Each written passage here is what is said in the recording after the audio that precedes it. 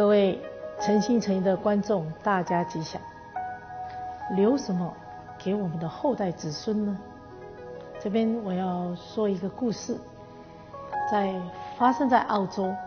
有一天呢，有一片森林即将要被砍伐掉，于是呢，那些官员们呢就带了机械啦，带了人啦，要来砍伐这个森林。于是这个酋长就带着他的人说：“等一下，且慢，我先要问问这个土地，他肯不肯？这森林的主人肯不肯？”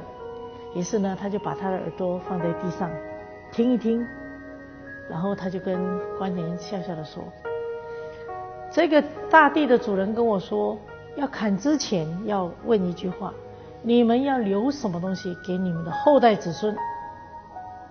说完这句话，这些官员愣住了。大家在商量之后，就悄然的就放弃了，不再砍伐这片森林。当然，这个故事传到我的耳朵的时候，我就在想，他要表达的是什么？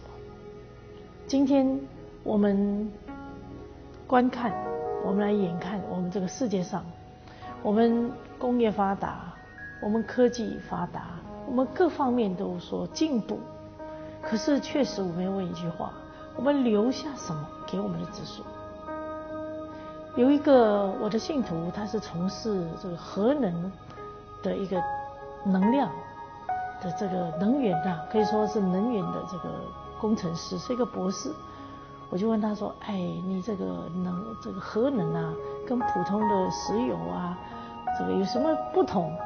他跟我说：“哎呀，这个核能发电呢是多少倍啊，什么样的快啊，怎么好啊，又节省。”那么我就问了他，那么核能用完之后，它的这个所谓残余啊，就剩下的这核的这些残余怎么办？他说：“哦，这个我还没有想到，我们还不知道怎么处理，所以我们把它储存起来。”各位，当我们有一利，必须要考虑它的一弊。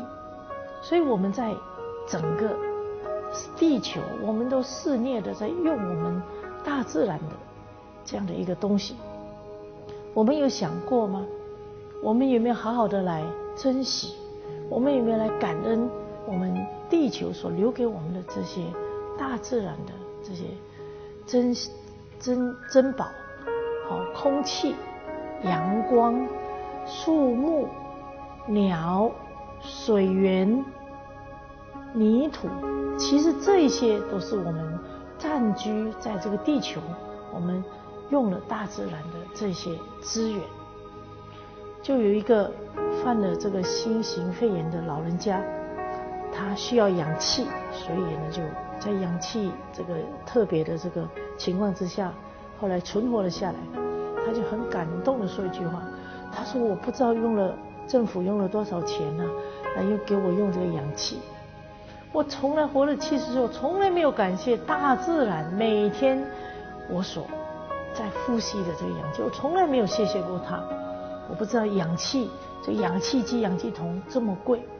所以各位，我们每天一大早起来接受阳光，我们一大早起来喝的水，我们吸收的这个氧气，我们从来没有感谢过它，我们从来没有回馈它，没有回馈，我们就想到，哎呀，怎么在肆虐，我们再怎么样来把它变成我们的财源。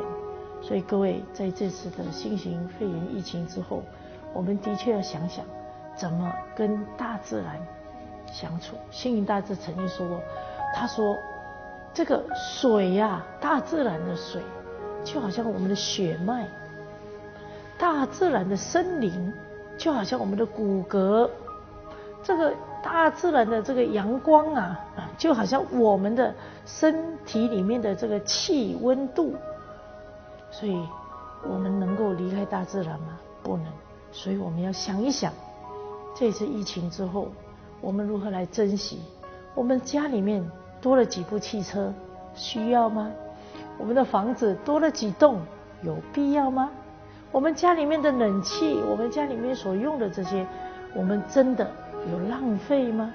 甚至我们的衣服，这个都是大自然我们的棉所制的，我们有没有珍惜？我们吃的饭菜都是大自然用泥土。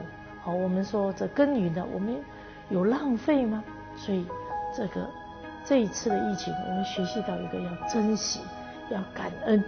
我们从小养成这个习惯，我们长大以后，甚至我们年纪大了，我们永远要跟这个大自然感恩，甚至节省，甚至珍惜，甚至分享。